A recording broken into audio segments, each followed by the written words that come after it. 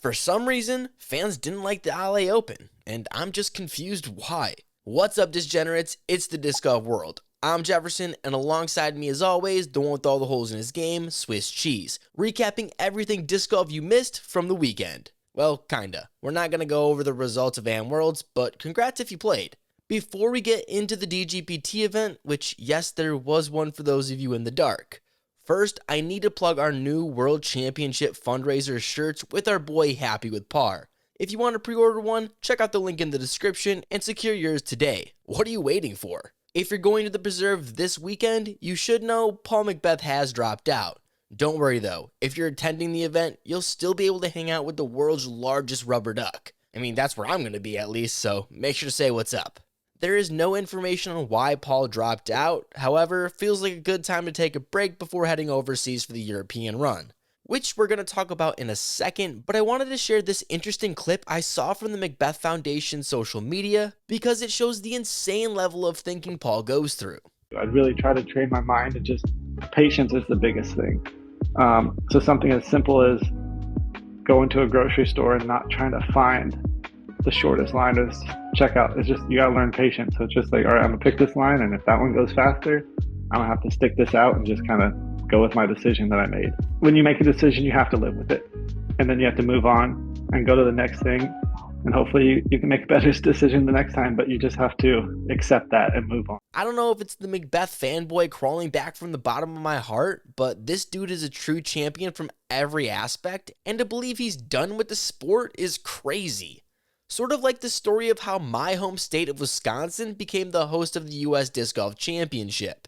Now that's what I call a clickbait title. This is possibly going to be the biggest event held in Wisconsin, and again, if you're there, make sure to say hey, because we will be in attendance. For some reason, fans were not happy with the LA Open, and it's not from the confusion of why the tour goes back and forth between Europe and the United States. Maybe there's no way to get around it.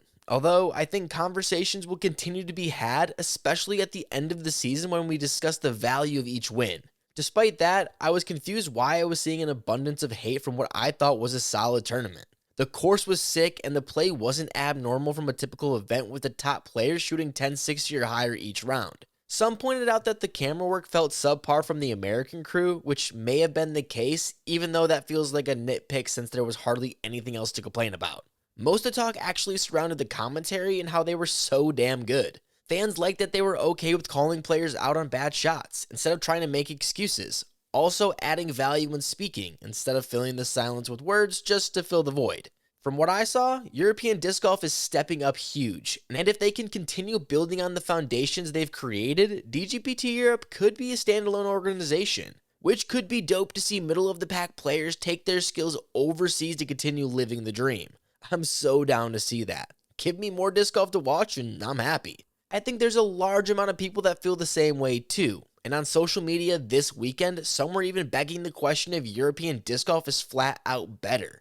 Find out what Swiss and I have to say tomorrow on the Spit Out podcast, which you can listen to now on Spotify. So if you could do us a favor, go drop a rating and review while you're over there. Or at least drop a subscribe since you're here already. What I will say, however, is that looking at post coverage, which no matter how you feel about it is where majority of disc golf fans consume tournaments, got about 50% less viewership. Is that because they posted on the MDG media channel instead of the DGPT owned Jomez? I would say, well, no duh.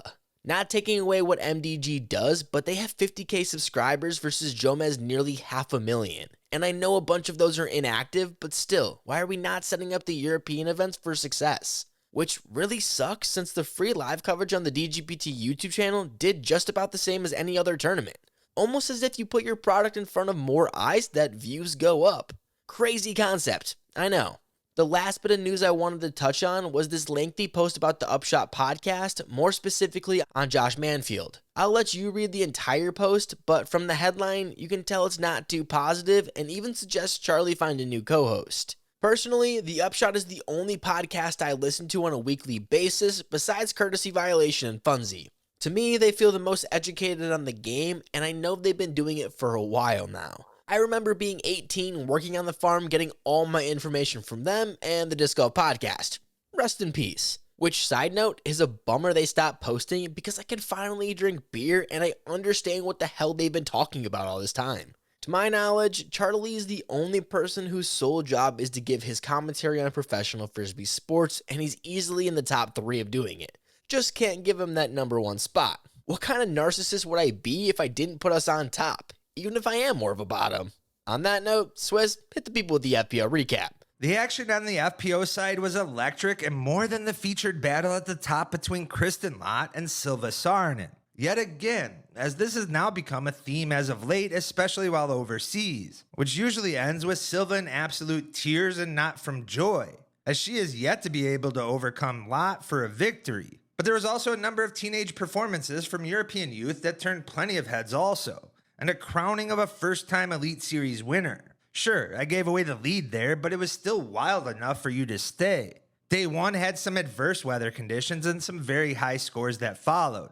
Not from Lott though, as she took an early lead like most anticipated.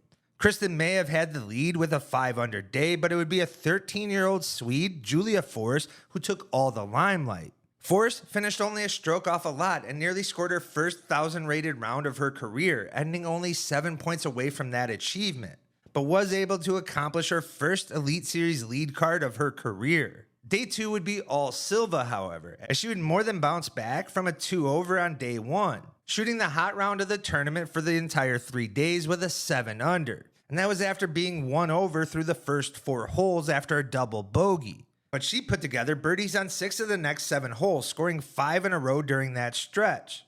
Had her climb 8 positions on only a stroke off a leader Lott, who had a very rough day with 4 OB strokes, 3 bogeys, and a double after that, setting up another final day must-watch showdown between these two, as they have provided some great, albeit one-sided past battles with epic comebacks and late finishes, all to the detriment of Silva, however. And early on, it looked like little had changed for Saarinen, dropping 3 strokes to Kristen in the first 5 holes. Down 4 strokes, heading to 6, where the only good news was where Lott had yet to hit this island green the 2 days prior, and would end up missing for the 3rd time of the tournament. Silva stepped up to the tee, needing to take advantage and gain some strokes, but would completely pull her disc right into a birch tree, which only miraculously kicked her disc towards the bullseye for a drop-in birdie. Fortunate?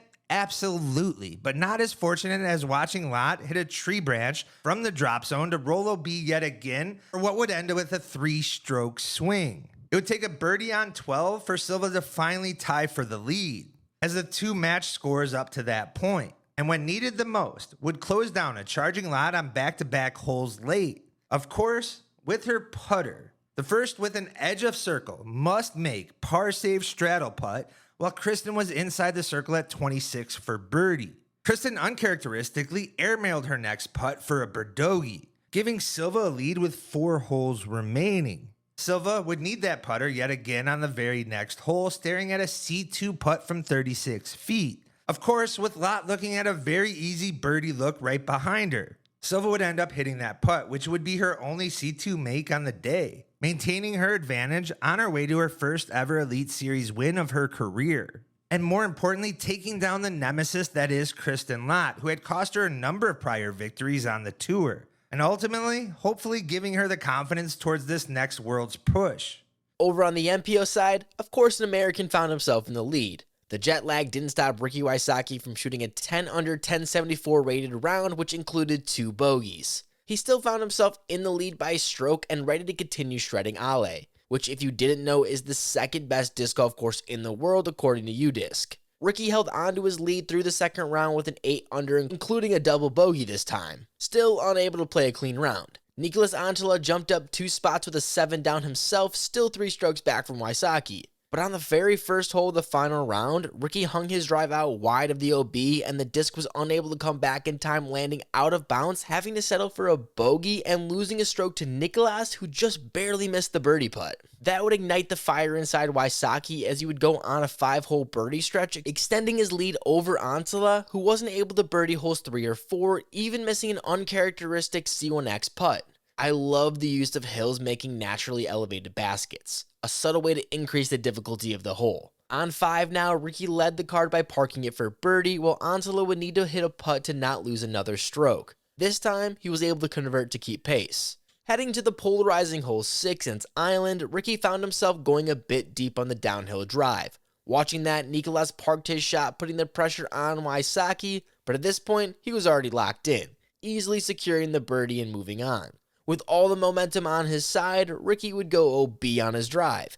A huge mistake that Angelo was able to capitalize on, putting him in a good position to attack the par 5 and followed it up with a great second shot that allowed him to see the basket. Ricky, the king of scrambling, managed to get out of the hole with minimum damage, only losing 1 stroke to Nicolas after a short birdie, but he will still be 3 strokes back. Now taking the box in hole 8, missed his line on the right side, having to settle for par. Door wide open for Ricky, he bounced back with the CTP and easy birdie.